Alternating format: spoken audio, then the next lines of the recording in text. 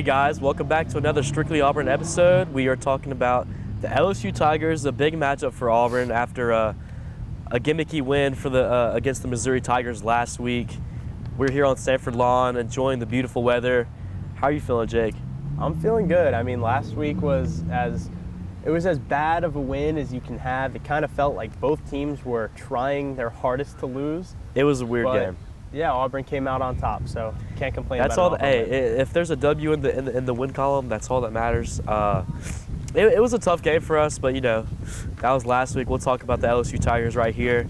So, LSU Tigers, they have quarterback Jaden Daniels, their junior, really shifty, dual threat guy. I feel like he's just as shifty and quick as Robbie Ashford is. He's a really good athlete. I mean, and he can sling it as well. Jaden Daniels is a older, better version of Robbie Ashford. He's pretty faster, much, yeah. Sits he's in the just pocket more a little veteran. bit longer. Yeah. He's a junior. More He's got experience. more time. Yeah. He's quick. He's crazy fast. Spring workouts, LSU clocked his sprint speed at 21 miles an hour. Yeah, he's quick. That's an NCAA track, 100-meter dash kind of speed. Yeah. So look for him to really use his legs on the ground game, and that's something our defense is going to have to watch out for. Yeah, so they won last week against New Mexico State, pitched a shutout 38-0, which is, LSU's defense is pretty good as well. But just to talk about their running backs, LSU's got two really good running backs with Noah Kane and Armani Goodwin. They both see it split carry, kind of like Jarquez and Tank is for us. Really good running backs. I think we'll probably see both of them in this game against our defense for sure. Yeah, Noah Kane had a 2-touchdown performance last week. Yeah. Went for about 100 yards. So he played really well. But again, that was in a shutout against New Mexico State. And by the way, a shutout's a shutout. I don't care who you're playing. You're right. A shutout for any defense is impressive, and I think that's something they're going to hold their heads high on coming into this week. Yeah. And they also, talking about the receivers, their star receiver, Keyshawn Butte, really good kid, probably going to go in the first round. Really talented receiver. Hasn't seen a lot of touches this year, just due to maybe, I guess, just lack of touches. I don't think there's any real reason. I mean, in the 3 games he's played in, he's only got 10 receptions. 10 receptions. Yeah. I expect that number to right. They're definitely going to target him this game for sure. Just worth noting, he didn't play last week due to the birth of his first daughter. Yeah. Congratulations for him. Congratulations, Keyshawn Butte.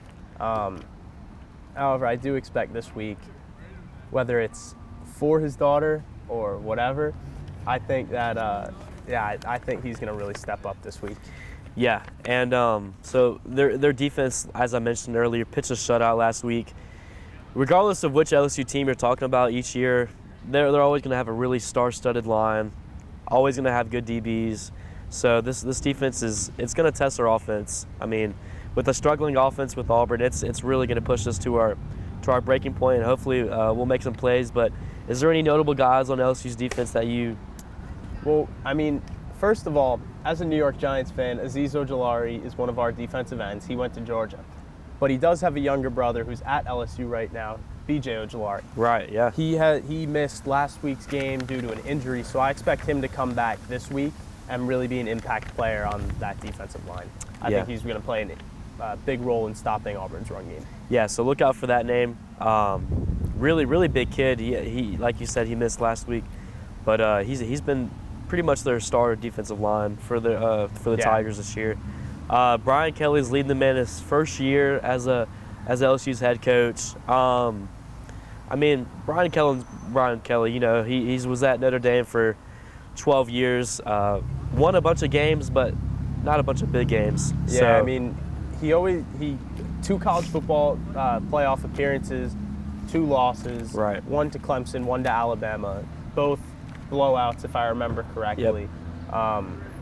And again, he kind of failed to win that big game a lot of the time. So, I mean, this will be a raucous environment. Only time will tell. This will be a raucous environment for him. Oh, for sure. It's a 6 p.m. night game for those who don't know. But he does have the experience playing in South Bend, which is, I don't know if you've ever had a chance to experience that stadium, but that is a college football atmosphere that is like no other. Yeah. So he does have the experience in crowd noise. Got you. Well, so we talked about LSU. Let's just run over really quick Auburn's offense and defense. We'll start with the offense. Robbie Ashford going to be getting his second week to start against the LSU Tigers. He looked decent last game, 12 of 18 for 127 yards, 15 attempts for 46 yards rushing. Also had a rushing touchdown. Not a bad stat line if you're looking at it on paper. But if anybody watched the game last week, after really the first drive, our offense just kind of sputtered out and didn't put much of anything out there. Last week was, as an Auburn fan, was as painful of a football game as I've ever watched this offense play. I mean, it kind of reminded me of a high school offense. The amount of times they ran the ball. Yeah, it was really one-dimensional. It really stood out to me that it doesn't look like Harsin trusts Robbie to throw the ball. Eric Kearsau, whoever it is, does not trust Robbie Ashford, and I think that couldn't be more apparent to LSU if you're watching film. Yeah, just to hit it real quick, one thing that you want to hopefully I see with this offense going into LSU. You mentioned we ran the ball, but we didn't do it effectively. So I think with our O-line, you have to. I've mentioned this a million times now, but with the way our O-line is, skill level wise, you have to scheme certain plays to help them out because they're not gonna help block well. Themselves. Yeah, they're not gonna help themselves. They're not gonna do really good on dive, downhill running plays. So you got to hit some outside boundary plays, quick plays, and then like you mentioned, we have to pass the ball. I think Robbie has a decent enough arm, and by now, Brian Harsin should, or Eric Kearsau, whoever it is, should go ahead and just trust them. I mean, it feels like they're coaching on borrowed time right now. Yeah. So if you're like, why not let your freshman quarterback just sling it all over the field? Like, exactly. You really have nothing to lose at this point as well. You have to change something on the offense. With these past 4 weeks just looking absolutely awful, you have to throw something around. Another thing about our O-line, Tate Johnson went down last week as well. Another hit to our O-line. Yeah. So that's he's out. The report said 6 to 8 weeks. That would put him at the tail end, probably at Western Kentucky or the Iron Bowl. Maybe, if everything goes perfect timing. If everything goes according to plan. So that's likely season ending unless something miraculous happens. Something happens and he makes a really quick return. But yeah, we're probably down to our third string center. Yep. I think I read Brandon Councils might get the start at center. He's played right guard for the most of this season. I think what they should do is they should just mix match guys around just to find something that might work. Because by now, we haven't seen any success, nothing has worked with this O-line, which is really, I think, the main thing that's, besides play calling and scheming, has really dampened our offense. Well, we saw Tank Bigsby last week. We said they ran the ball 16 times to start last week. Tank Bigsby on the day had 1.8 yards a carry. Yeah, that's you're not going to win many football games like number. That. Yeah. If you're leading rushers, your quarterback, we talked about it at the college level, the NFL level. Most teams won't succeed with their quarterback as their leading rusher. Lamar Jackson probably being the one exception. Well, I think it offers a good aspect to the game for sure, but you have to be able to pass the ball in college. You have to. You need a threat you need another threat. Yeah, you can't be one-dimensional. Stack the box and just hinder the run, which is what we saw. Which is what we saw Missouri do last week. They would they had like 6-7 guys in the box. 7 guys in the box, and there was no threat to throw the ball. Yeah, because Robbie doesn't throw. I actually would expect kind of the opposite after a poor rushing performance from Auburn last week. I kind of would expect like 4 or 5 guys in the box for LSU, and I would expect them to drop back into coverage and say, Robbie, throw it, like I dare you. And they're going to force some turnovers. Yeah, I think this week it's really going to put us to the test to see if Robbie's got an arm or not. Because I think this week Harsin's got to let him throw the ball. If he doesn't by now, then I don't think he ever will. So I think this week it's really going to test and see how good his arm is. Yeah. But week in, week out, he's been improving as well. So he didn't turn the ball over any. So that's a plus. And then we had another standout guy, Corey Moore, make an appearance last week. Really good performance, actually. which is another positive. I mean, I'm trying to shine some light in the dark right here, but Coy Moore had a great appearance in the game. Yeah. I mean, but, like you said, you really got to squint and tilt to see the silver lining of this offense. But hey, it is Coy what Moore, it is. It's what we do. Really quick guy, LSU transfer, so this is he might have a revenge game as close to a revenge game as you can get in college sports. Right.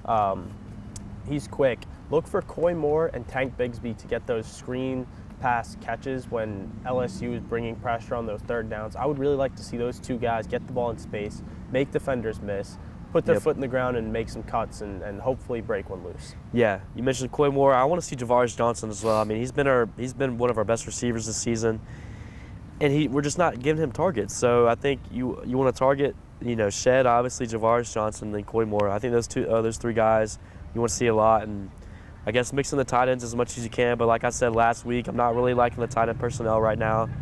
It's really just too much 12-man. Yeah, it's clouding. It's clouding the box. It's not helping. I mean, our O-line's already awful. And then when you throw guys in, the tight ends in there, they're not doing their job, and it just allows they're not blocking tight ends either. Yeah, it allows the defense just to put more guys in John there. Samuel Shanker he's a pass catching tight end. Yeah. Luke Deal. I mean, Luke Deal is Luke Deal. He's not a real pass blocker or a run blocker. He runs some routes, not amazing, but he serves the role. Yeah. I would love to see this offense spread the field. Exactly. That's what I was just about to mention. Four wide receiver sets. I think that'd be really fun. Yeah. So I think just to wrap everything up, this weather's got us a little sick under the allergies. But just to wrap everything up about the offense, I think for this offense to succeed against the LSU Tigers, you have to spread them out. You can't run a lot of tight end sets. You have to run things to the boundary, run things to the field, quick passes. Just quick stuff, not long developing plays because our O-line can't block long. So that's what I think you need to see for this offense to succeed. Yeah, and then I know you wanted to jump to the defense. Derek Hall, probably really the only standout player from last week. 2 sacks and a turnover and an interception off of Nehemiah Pritchett. He did have a great game though. He had a great game. SEC Player of the Week. Defensive Player of the Week. Defensive Player of the Week, yeah. Yeah, we saw good performances. I mean, this defense finally had a game, or we'll say a half, in which they looked like the defense that they should look like. Or 3 quarters. Second quarter. They didn't really, honestly, the defense didn't play too bad. But they finally looked like they should. Yeah. Our guy DJ James did another amazing performance last week. His stock continues to rise. Yeah, him and Keontae Scott are still doing great. I really like how they're playing together. They work really well together. I think, we've been talking about Owen hasn't really been making impact plays. He finally came out, had 8 tackles, which is was second on the team, or actually he led the team in tackles, right? So that's good.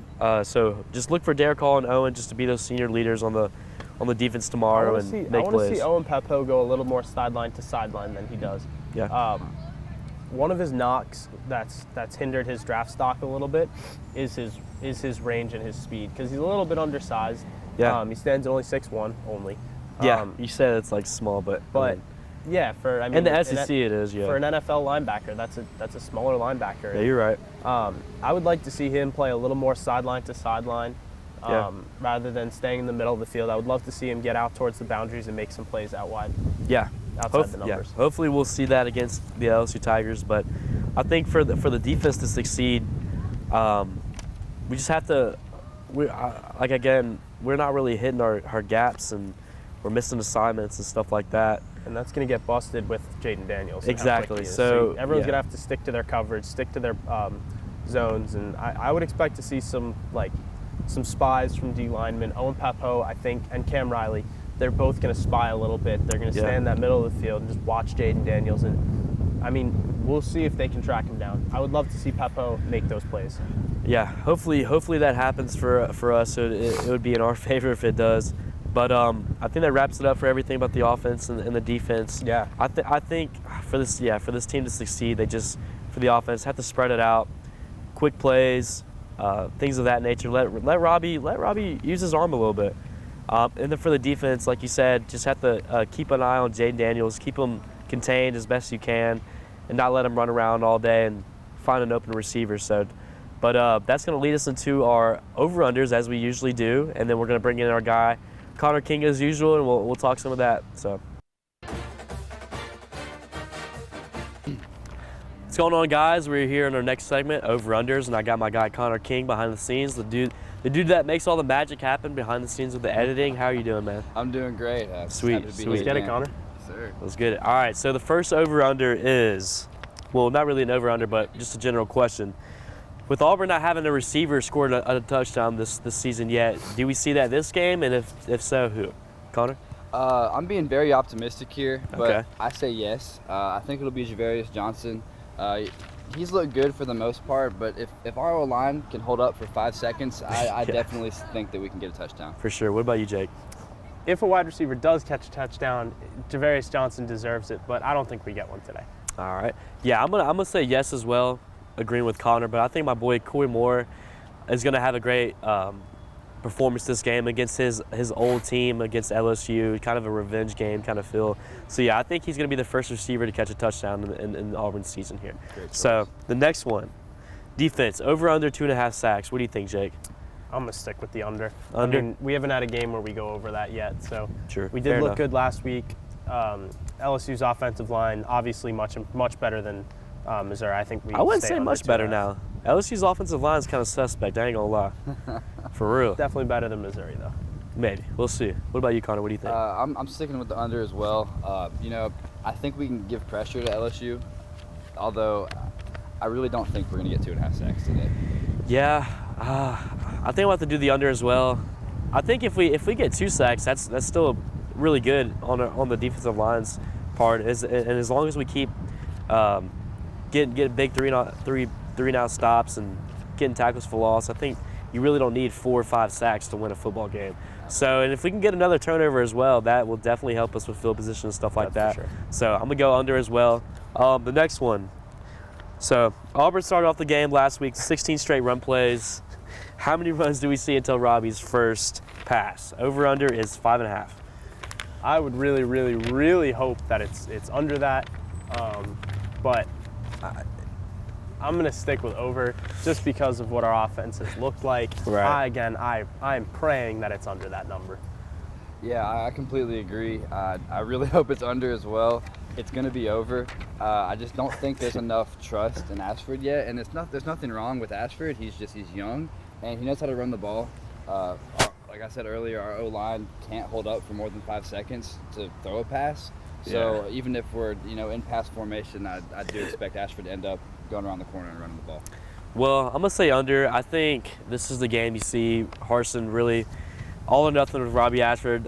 He's gonna start him again. TJ Finley, I think, is I know he was practicing, so maybe Robbie will be just the official starter now. So I think he's maybe putting a little bit more trust in with that. I'm just trying to read in between the lines here, but I think he's gonna do under. Hopefully he allows him to throw the ball if he can. It has to be quick passes though, because like you said, our O-line is probably the worst in the SEC. Can't have long developing plays, throws down the field. So if he does throw the ball, it has to be quick passes or screens. Yeah. So And Ashford's got to trust himself too. Yeah, Last week we saw him scurrying out of a number of clean pockets early in the game. Yeah, you're right about that. I think for he's sure. got to trust himself. That's another big thing for Robbie this week. Yeah, I think his mindset's been run first, pass second. So maybe if he can flip that switch and kind of trying to find an open receiver and hit him, which I think he has the arm talent to do so, he can. So hopefully we'll see that. So we'll hit you with this last one. I hope we see this. Will Auburn have a 100-yard rusher, and if so, who do you think it is? I'm going to say no. Okay. Just for O-line reasons. Fair enough. What about you, Connor? I agree. I'm going to say no. It's not Tank's fault. It's No, not any of our it's running not. backs' faults. We have a great core of running backs. Our O-line it was pitiful last week. It's been pitiful all season. Hopefully there might be some kind of turnaround, and maybe there'll be a big play by Tank. That'd be great. A good 70-yard run or something like that down the field. But I don't think it's likely, and I don't think there'll be a 100-yard rusher. Yeah, I'm about to go under as well. I'm usually the optimistic guy, but just being realistic, our O-line took another hit with Tate Johnson going down. So I don't think you're not going to see our O-line improve from last week. So with that being said, I don't think we're really going to be possible to have a 100-yard rusher. Just how discombobulated and how weak our O-line is. It's just not really a realistic mindset to have to look at that. So That ends the. Oh wait. I promise we're not knocking on the O-line here. No, it's just what we've seen, and it hasn't been good this season. But we're all optimistic that it'll get better. No, I mean, like I said, same thing with quarterbacks. The more experience you get in football games, that you can take that away and look at it as a positive. You can grow and get together and learn more, and so maybe the more games you see, they'll glue together and absolutely maybe. You guys are very positive. Yeah. Learn how to block. So you guys are very positive. Yeah, it's okay. You got to be a little bit positive. But that's going to wrap it up for our over-unders. We're going to go ahead and lead into our SEC predictions, and we'll talk about some other games in the college football world, and we'll go to that. We are with some SEC predictions. I'm excited to talk about some. There's some big games this week. You got Kentucky and Ole Miss, and Arkansas and Alabama, and there's some other games that we're going to hit on. But the first one we're going to talk about is Kentucky at Ole Miss. Ranked matchup, really big game. Kentucky's coming in at number 7 this week. Ole Miss number 14 in AP poll. Really exciting game. Is there any things that y'all are excited to see, or who do y'all think is going to win? So I'm kind of going against the line right now. I'm going to go with Kentucky in Ole Miss. I think Kentucky, the higher ranked team, is going to travel to Ole Miss, and I guess you could say upset the Rebels. I mean, they're 7-point favorites at home. Lane Kiffin said what he said this previous week about the Ole Miss he's mad about the fans, so we'll see what that looks like in Oxford, but I do think Kentucky, Bob Stoops, Will Levis are going to come out on top. Yeah, I completely agree. Kentucky looks really good this season, and Chris Rodriguez will be back, the running back. That's a huge plus for the Wildcats. I think Ole Miss, it's going to be a shootout this week for sure. There will be some good defensive plays, but I think at the end of the day, it's going to be probably over 60 points, I think. Yeah, the over-under is only 50. It was set at like 54 or something. Yeah. I think it's pretty low, to be honest. There might be some good defensive stands, but I think that it's going to go down to the wire, probably the last possession. It's a trap game for Vegas for sure. Absolutely, completely agree. But I got the Wildcats in this. So you got the Wildcats, okay. I'm going to have to go with Ole Miss here. I know you mentioned the atmosphere at the home game wasn't really a factor, but I think they'll pack it out this week just because of Lane Kiffin. He mentioned something. So that's a factor. And then also Ole Miss's offense is really hitting on all cylinders right now with Dart leading the way. And Lane Kiffin always is able to create electric offense wherever he is. And Ole Miss is also leading the SEC in rushing yards. So that's a thing to talk about, which is really going to test Kentucky's defense. And so hopefully we'll see that.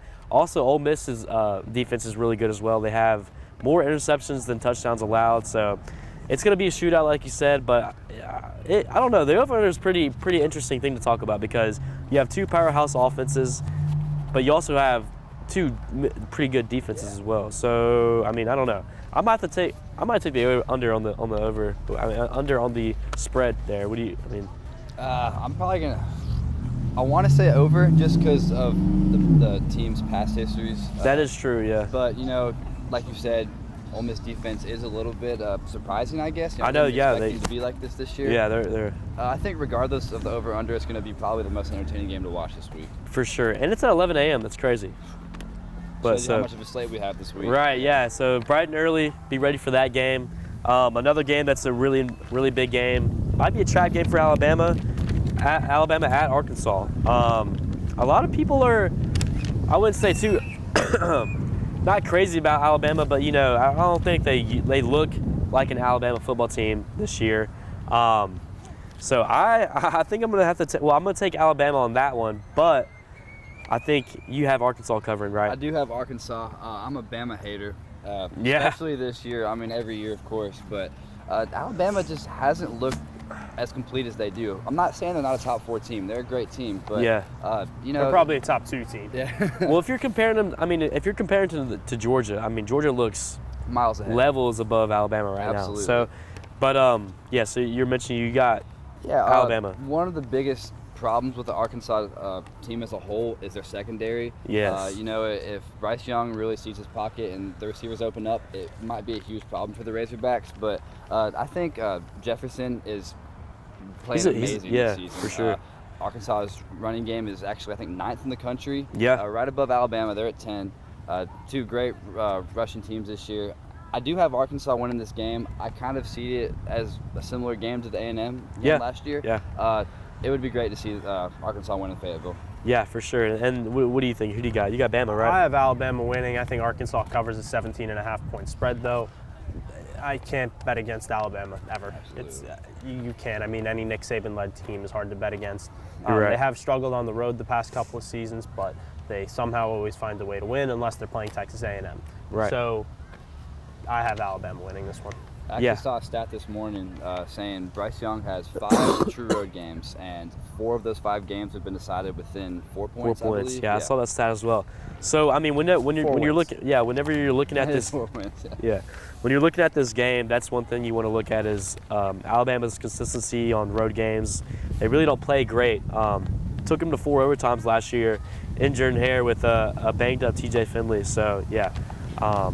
Yeah, we'll see. It's going to be a pretty good game regardless. Texas A&M coming at 17 at Mississippi State. Who do you got, Jake? I don't know. I do know. I got Texas A&M winning that one. Okay. That's anything you want to talk about? Nope. I have A&M just solely because Max Johnson looks so much more of a complete quarterback compared to King. Yeah. King wasn't a terrible quarterback, but the Appalachian State performance was awful. That was, yeah. So, Max Johnson led team. He's led to 2 wins the past 2 weeks. Yeah. Miami was, It not was the biggest win. it was a struggle for sure for them. But Miami proved to be overrated, but a win over Arkansas is huge. Yeah. And I think A&M is going to keep rolling this week. Mississippi State isn't a bad team, but they haven't proved much to me yet. They lost to LSU. They beat a mid to low tier Arizona team. Yeah. So besides that, they don't have any big wins for me. I have A&M here. Yeah. I'm gonna take Mississippi State just due to the sole fact that it's at Mississippi State. I kind of think this is a little low-key a trap game for A&M. So that's all I'm gonna say about that. Got the dogs on that one. NC State coming at they're ranked number 10 in the AP poll, which is kind of crazy. At Clemson coming in at number 5. Who do you got, Jake? Well, I think this is the year that Dabo and DJ are finally going to put things together, with DJ being, I think, a junior now. Yeah. I think they're going to start to put some stuff together, and I think this is the week they do it in a top 10 matchup in Death Valley, in one of the Death Valleys. Yeah. But yeah, I got Clemson taking this one. Yeah, I have Clemson as well. I think this is one of the most important games for both teams this season. Yeah, it's a the big Florida State matchup. Yeah. DJ looked really good last week. He did. I think over 350 yards. I want to Yeah. say something similar to that. Clemson looks really complete. A few weeks ago, I said they were very overrated. That's what we were saying. Yeah. They still are a little bit overrated, or maybe not to the standard that I usually see Clemson. Right. Yeah. Although NC State's not a bad team. They have a great defense. They haven't proved to me much yet. It's early in the season. Although it's at Clemson, I have Clemson. Yeah. Yeah, you mentioned we were talking about Clemson's a little bit overrated. I think they're not really meeting expectations as a usual Clemson would. But you said DJ I think he's finding this offense. He's finding his rhythm now. So I think this offense is really going to start lighting up. So and NC State, like you said, is not a bad team, but I just think Clemson's got better talent. They have more, obviously, more receiver or better like 5 stars and. Recruiting wise, they get all the big names and stuff like that. So yeah, I got Clemson on that one. It's gonna be a close game though. It is gonna be a close game for sure. So our let's talk about our game, Auburn versus LSU. Big SEC game for both teams. Both teams kind of trying to find themselves right now. Who do you got, Connor? Obviously, I'm gonna have to take the Auburn Tigers here. Yeah. It's very easy for me to pick against LSU.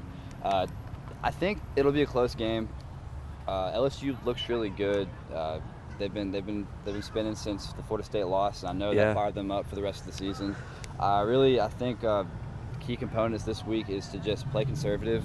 Yeah. Don't turn the ball over a lot. Right. Hopefully our O-line can turn up a little bit. I'm being very optimistic here. Right. We need to run the ball very well. Tank having 30 some odd yards is not going to cut it this week for LSU. LSU is much better than Missouri. They are. I think, like you said earlier, LSU has some. They have some suspect things about them. Yeah. Their O-line's not that good. Yeah. And their offense still kind of needs an identity. They haven't played anybody besides Florida State. Right. But at the end of the day, I think we take the dub. What about you, Jake? I mean, for all the reasons that I've said, I have LSU winning this one. I have Auburn falling in week 5. Yeah, I struggle seeing this offensive line really hold. I don't see that much positive in our offense, and to be honest, our defense hasn't looked good through 5 weeks. We've had or 4 weeks. We've had some bright spots, some here and there, but they haven't been able to put anything together. I think it's worth noting that both teams coming into this game are 3-1, but they couldn't look more opposite 3-1s. Auburn's coming in trying to find an identity as a team, and they do not look like they're going to continue that winning record. LSU, on the other hand, after losing week 1, I think they're really going to continue to turn up, and they're definitely on the upslope. All right. Well, I'm going to take my Auburn Tigers here. I mean, you did mention Auburn's offense just is not really clicking at all this year. But I think our defense has performed pretty decent. I just think our offense has to help them out, like we were mentioning earlier, last episode. Complementary football is what we were talking about. You know, the defense, the offense have to help each other out. But just for the sole fact, it's at 6 p.m. It's in Jordan-Hare. It's going to be rocking. Stripe the stadium. Stripe the stadium. Exactly. So I think for this game, for Auburn to win this game, you have to see Robbie Ashford make some plays with his arm. Like we mentioned, we're not passing the ball as much as we should. With our weak O-line, you really can't run the ball too well. So you really have to see Robbie Ashford use his arm. Hopefully we'll see some touchdowns by some receivers, but I got the Auburn Tigers in this one. But that's going to wrap it up for this episode number 5. You know, that's crazy. We've already done 5 weeks of strictly Auburn. It's kind of flying by, but another great episode with the guys. We love doing this for y'all, and shout out to all of you that are watching our episodes. We really enjoy making this content for y'all. So look for our recap pod after this game. On Sunday, we'll post it to Jake's website, Last Sports. So go check that out. Hopefully it will be a little bit more, some good things to talk about, maybe a dub to talk about, hopefully. But hopefully it's not as depressing as last week. Hopefully not. We'll see. But that wraps everything up. Thank y'all, and y'all have a good day. War Eagle. War Eagle. War Eagle.